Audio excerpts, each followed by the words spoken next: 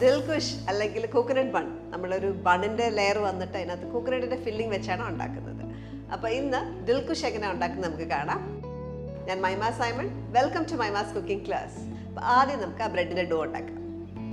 ഒരു വലിയ ബൗളിലേക്ക് നമുക്ക് വേണ്ടത് 1.5 കപ്പ് മൈദ വെച്ചിട്ടാണ് ഞാൻ ചെയ്യുന്നത്. ചെറിയൊരു ക്വാണ്ടിറ്റിയാണ്, ചെറിയൊരു ദിൽഖുഷാണ് നമ്മൾ ഉണ്ടാക്കുന്നത്.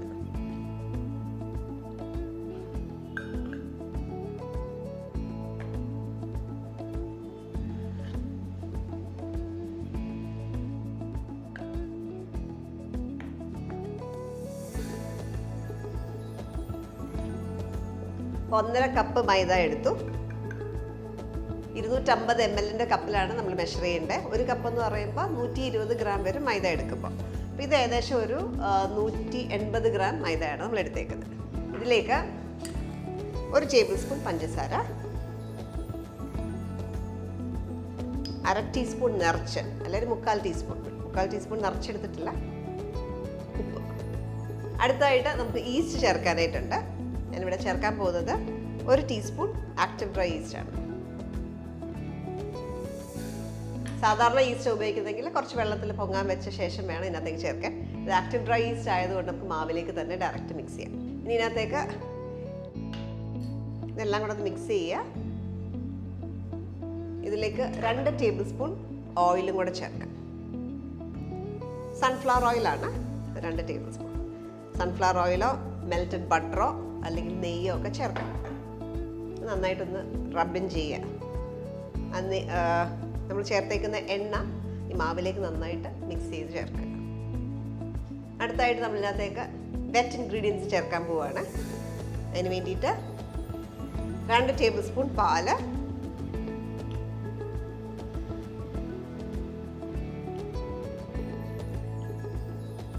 ഇനി ഇതിലേക്ക് കുറച്ച് ചൂടുവെള്ളം ചേർക്കാനായിട്ടുണ്ട്, ചെറിയ ചൂടുവെള്ളം. അപ്പോൾ ഈസ്റ്റ് ഗ്രോ ചെയ്യണമെങ്കിൽ നമ്മൾ ചെറിയ ചൂടുവെള്ളം വേണം ചേർക്കാൻ.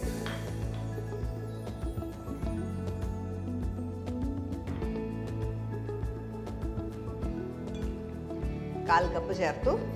കുറച്ചും കൂടെ വേണം. 1/4 കപ്പിൻ്റെ പകുതിയും കൂടി ഇനി എടുക്കാം. 1/4 കപ്പിൻ്റെ പകുതി 1/8 കപ്പ് കൂടെ എടുത്തു. ആദ്യം 1/4 കപ്പ് ചേർത്തു, പിന്നെ ഒരു 1/8 കപ്പ് കൂടെ എടുത്തു. മിക്സ് ചെയ്യുക. ആവശ്യമുണ്ടെങ്കിൽ ചേർക്കാം.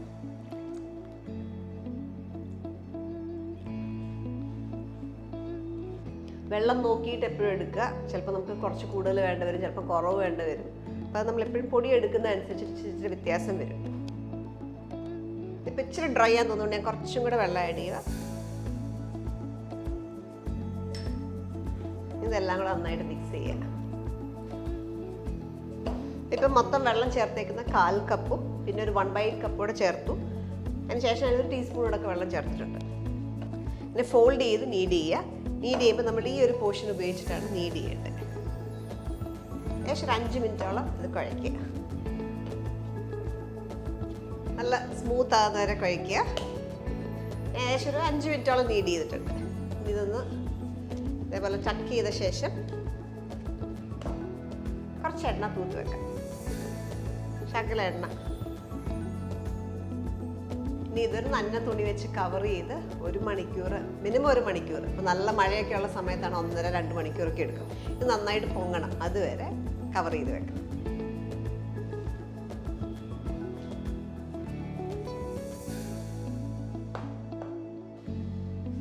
ഇപ്പം നമ്മൾ ഡോ കുഴച്ച് മാറ്റി വെച്ചു. ഞാൻ നേരത്തെ പറഞ്ഞ പോലെ മിനിമം ഒരു 1 മണിക്കൂർ വെക്കുക. നന്നായിട്ട് പൊങ്ങിയില്ലെങ്കിൽ 1.5 അല്ലെങ്കിൽ 2 മണിക്കൂറൊക്കെ വെക്കുക. അപ്പം നമ്മുടെ വെതറിനെ ഡിപ്പെൻഡ് ചെയ്യും അത് പൊങ്ങുന്നത്. അപ്പോൾ അടുത്തായിട്ട് നമുക്ക് ഇതിൻ്റെ ഫില്ലിംഗ് ഉണ്ടാക്കണം. ഒരു തേങ്ങ വെച്ചിട്ടുള്ളൊരു ഫില്ലിംഗ് ആണ്. അതിന് വേണ്ടിയിട്ട് ഞാൻ ഉപയോഗിക്കുന്നത് 1/4 കപ്പ് തേങ്ങ. ഫ്രഷ് കോക്കനട്ട് ഉപയോഗിക്കാം, ഡെസിക്കേറ്റഡ് കോക്കനട്ട് ഉപയോഗിക്കാം. ഇതിലേക്ക് ടൂട്ടി ഫ്രൂട്ടി ഒരു 1/2 തൊട്ട് 3/4 കപ്പ് വരെ ചേർക്കാം, നമ്മുടെ ഇഷ്ടം പോലെ.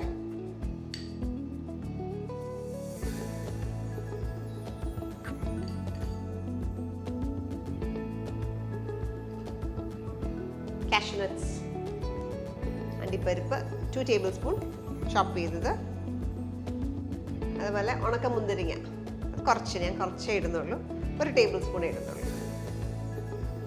1 ടീസ്പൂൺ ഏലക്കാപ്പൊടി. ഇതിലേക്ക് ആവശ്യത്തിന് ഷുഗർ ഇടാം. ഞാനൊരു 3 ടേബിൾ സ്പൂൺ ഷുഗർ ചേർക്കുകയാണ്. 3 ലെവൽ ടേബിൾ സ്പൂൺ ഷുഗർ. ഇതെല്ലാം കൂടെ ഒന്ന് മിക്സ് ചെയ്യാം.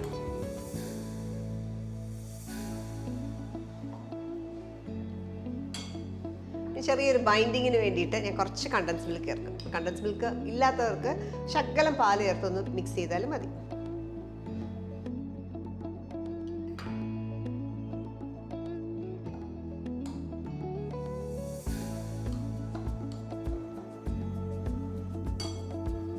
ഒരു നുള്ള ഉപ്പും കൂടെ ചേർക്കാം ലാസ്റ്റ്. ഫ്ലേവർ എല്ലാം ഒന്ന് ബാലൻസ് ആവാനായിട്ട് ഒരു നുള്ള ഉപ്പ്. ഇതാണ് നമ്മുടെ ഫില്ലിംഗ്. ഇതെല്ലാം കൂടെ നന്നായിട്ട് മിക്സ് ചെയ്ത ശേഷം നമുക്ക് നമ്മുടെ ഫില്ലിംഗ് ഒന്ന് മാറ്റി വെക്കാം. ഇത് ഞാൻ 1.5 മണിക്കൂർ മുമ്പ് കുഴച്ച് വെച്ച ഡോ ആണ്. ഇത് കണ്ടോ നന്നായിട്ട് പൊങ്ങിയിട്ടുണ്ട്. ഇത് പഞ്ച് ചെയ്തിൻ്റെ എയർ കളയാം.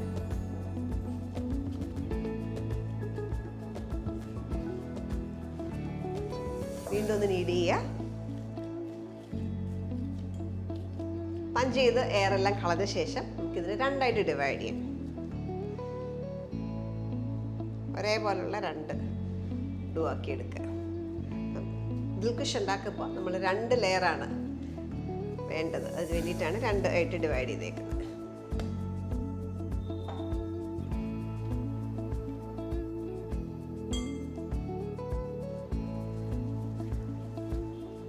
ഇനി നമുക്ക് പരത്തിയെടുക്കാം.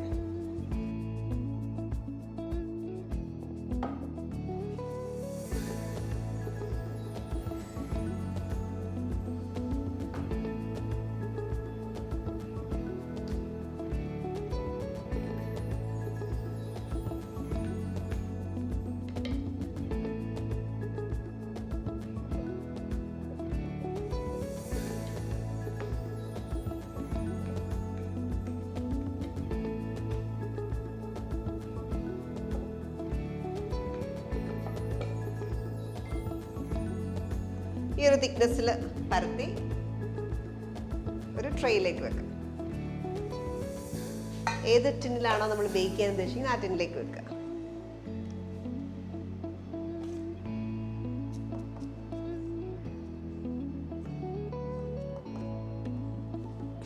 അടുത്തായിട്ട് ഫില്ലിംഗ് ഇച്ചിരി നന്നായിട്ടാണ് ഇടുന്നത്.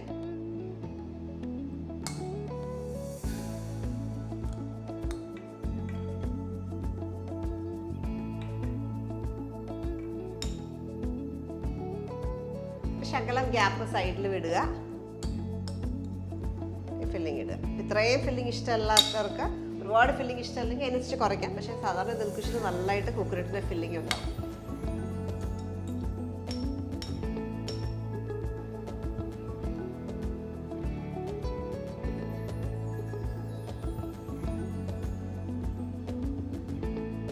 അപ്പോൾ അതിന് ചുറ്റിനുമുള്ള ഒരു സൈഡിൽ കുറച്ചൊരു ഗ്യാപ്പ് വെക്കണം. മേലത്തെ ലെയർ വെച്ചിട്ട് ഒട്ടിക്കാനായിട്ടുണ്ട്.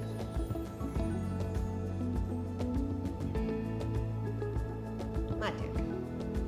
അടുത്ത ലെയറിന് വേണ്ടിയിട്ട്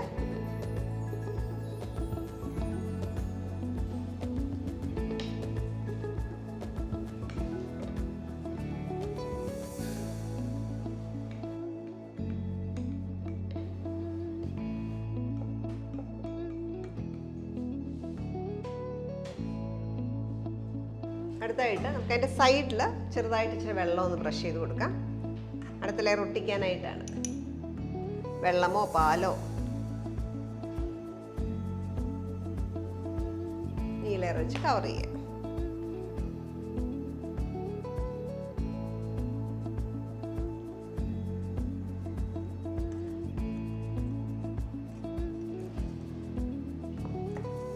ഈ ടോപ്പിലുള്ള ലെയർ താഴേക്ക് ചെറുതായിട്ട് ടക്ക് ചെയ്ത് കൊടുക്കാം.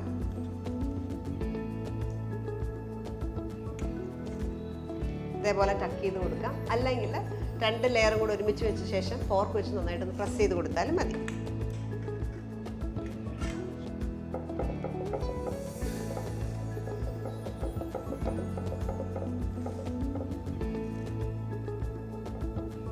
ഇനി ഇത് കവർ ചെയ്ത് വീണ്ടും ഇത് പൊങ്ങാനായിട്ട് വെക്കണം.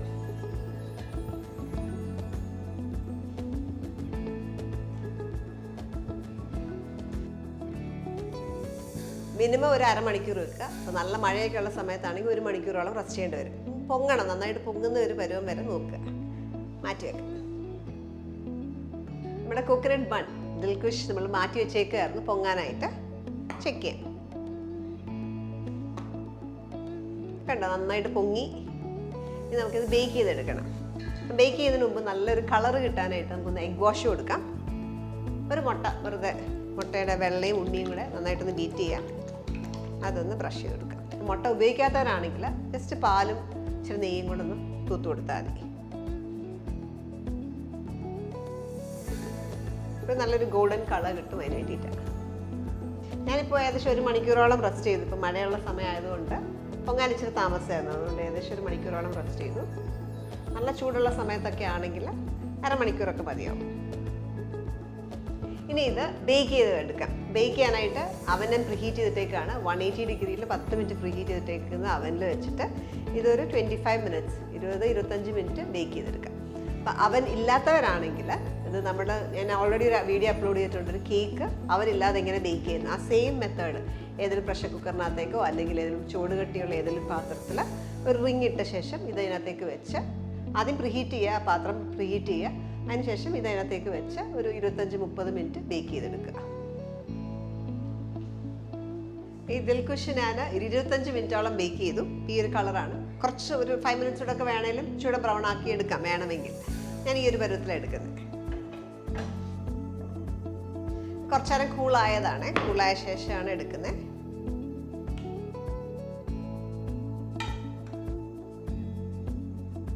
ഇത് കട്ട് ചെയ്ത് കാണിക്കാം, അതിനകത്ത് ഫില്ലിംഗ് എല്ലാം കാണാനായിട്ട്.